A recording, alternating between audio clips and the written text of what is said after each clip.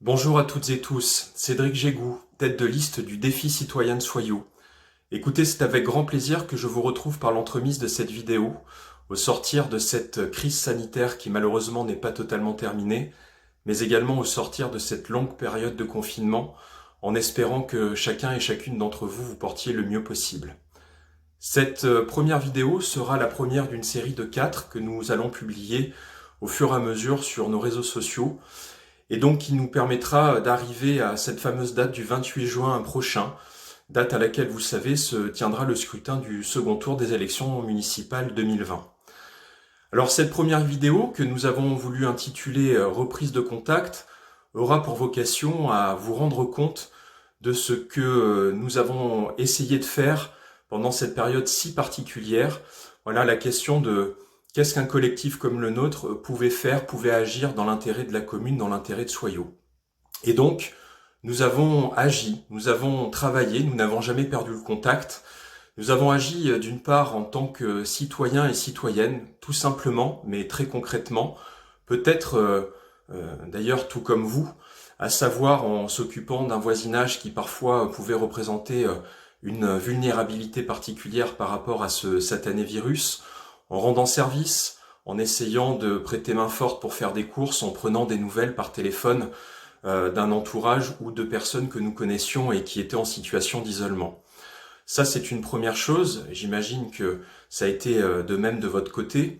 Et puis, nous avons également, au sein de l'équipe, participé à la confection de masques.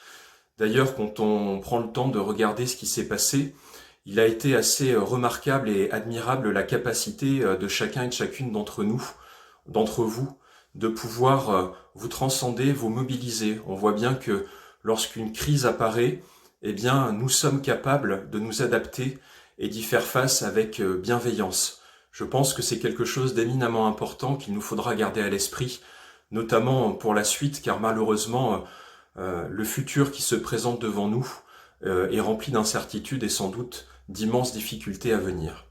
Donc nous avons agi, comme je vous le disais, en tant que citoyens et citoyennes, mais également au sein de notre collectif, nous n'avons pas cessé de travailler.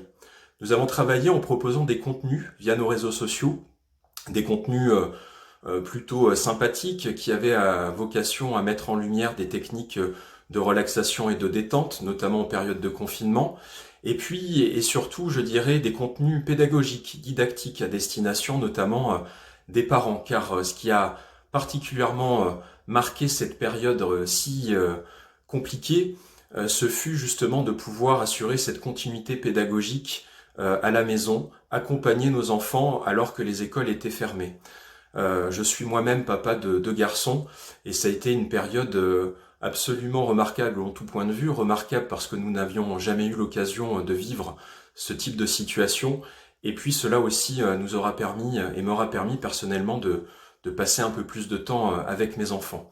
Nous avons au sein de notre équipe plusieurs enseignantes qui ont justement proposé des contenus, alors des contenus écrits avec tout un tas de ressources différentes, des ressources pédagogiques qui permettaient de varier et ne pas être uniquement sur des devoirs scolaires, et puis également des vidéos qui avaient pour vocation de proposer des temps d'animation, mais aussi, je dirais, de déculpabiliser. Je ne sais pas vous, mais nous, avec ma femme, la question a pu se poser à certains moments, est-ce que est-ce que nous y prenons de la bonne manière? Est-ce que nous accompagnons nos enfants correctement dans cette scolarité à la maison?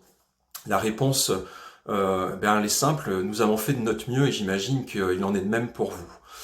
Voilà, donc nous avons œuvré en ce sens. D'ailleurs, je tenais au nom du collectif de Décide à remercier très sincèrement l'ensemble des enseignants, des enseignantes de nos écoles qui ont fait preuve d'une remarquable adaptabilité et qui ont su justement nous accompagner, nous parents, mais également nos enfants, d'une part à garder ce lien à distance, et puis d'autre part à s'être fortement mobilisés pour que nos écoles puissent réouvrir dans les meilleures conditions.